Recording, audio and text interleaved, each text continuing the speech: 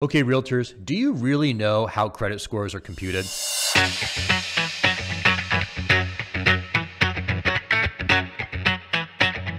Hey, it's Peter Chabris with Lockbox, and I'm going to share with you the fundamentals about how credit scores are computed. Now, I should say we don't need to be experts on this, but we do need to be conversational when one of our clients has questions about credit scores. Credit scores are computed from a series of 5 different considerations or factors by these credit scoring agencies.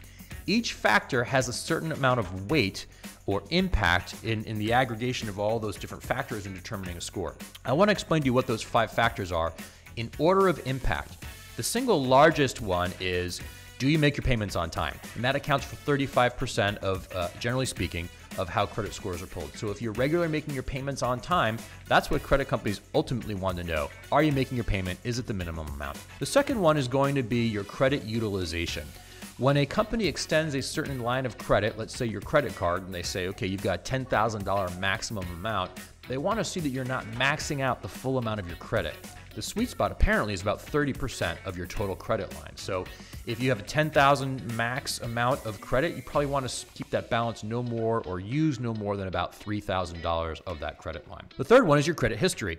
And this simply just takes time. The longer you have a history of making payments on time, and at least the minimum amount, the stronger your credit score is, and that makes sense. Unfortunately, this isn't one you can't really accelerate. It's just time on task over time that improves your credit history. The next one is what kinds of credit that you have. There's typically 2. There's the installment credit and there's the recurring credit.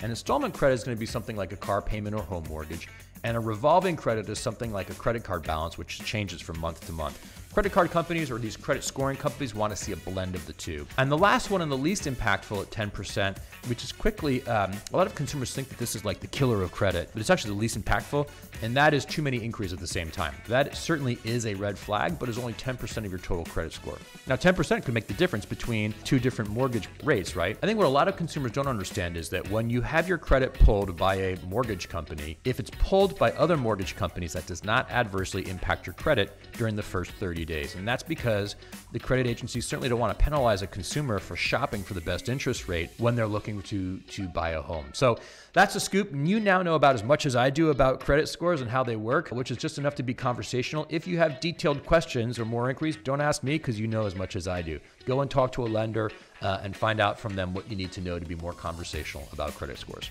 Thanks for watching.